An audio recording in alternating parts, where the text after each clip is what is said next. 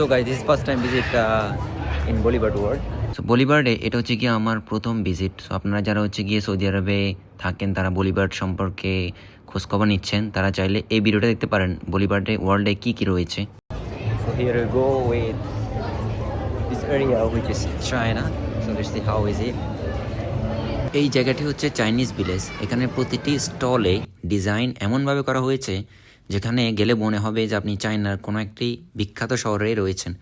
চাইনিজদের culture, খাবার এবং তৈরি পোশাক সহ তাদের উদ্ভাবনগুলোকে সুন্দরভাবে ফুটে তোলা হয়েছে।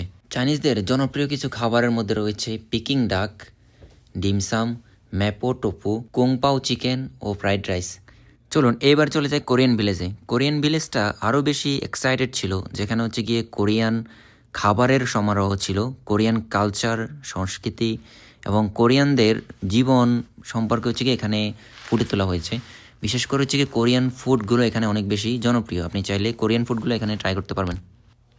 ফ্রান্সের বিখ্যাত আইফেল টাওয়ার, যুক্তরাষ্ট্রের নিউ ইয়র্ক ও লাস ভেগাস সিটি, মিশরের পিরামিড, বার্সেলোনা শহর, ভারত, পাকিস্তান, ফিলিপাইন, ইন্দোনেশিয়া সহ বিশ্বের প্রায় সকল দেশের পোশাক সংস্কৃতি পাবেন বলিভার্ড ওয়ার্ল্ডে।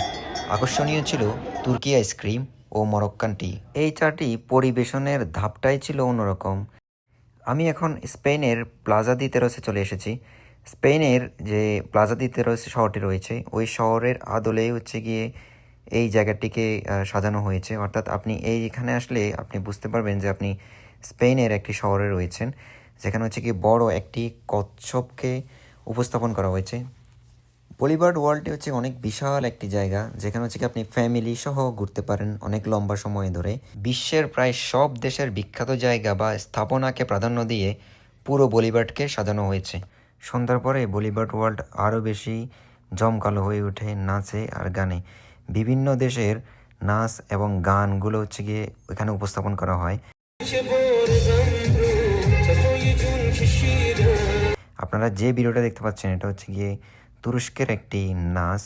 যেমন আপনি যখন তুরস্কের এরিয়াতে যাবেন তখন তুরস্কের নাচ দেখতে পারবেন, আফ্রিকান এরিয়াতে যাবেন আফ্রিকানদের সংস্কৃতিগুলো দেখতে পারবেন, নাচ গান দেখতে পারবেন, এবং আপনি যখন এশিয়ার দিকে যাবেন এশিয়ানদের নাচ গানগুলোও দেখতে পারবেন। শিশুদের জন্য বলিভার্ডে গেমিং জোন এবং থিয়েটার রয়েছে। তো আপনারা যারা হচ্ছে গিয়ে শিশুদেরকে নিয়ে যাবেন তারা চাইলে শিশুদের যে গেমিং জোনগুলো রয়েছে ওখানে দিতে পারেন এবং থিয়েটারগুলো হচ্ছে গিয়ে দেখতে পারেন। বলিভার্ড ওয়ার্ল্ডে লায়ন জোন রয়েছে, যেখানে আপনি মাত্র 10 রিয়াল খরচ করে সিংহের খুব কাছাকাছি চলে যেতে পারবেন। একটি গ্লাসের বিপরীত পাশে হচ্ছে গিয়ে সিংহ থাকবে, আর আপনি যদি 15 রিয়াল দেন তাহলে হচ্ছে গিয়ে সিংহকে আপনি ফিডিং করতে পারবেন। এখানে 3টি সিংহ রয়েছে।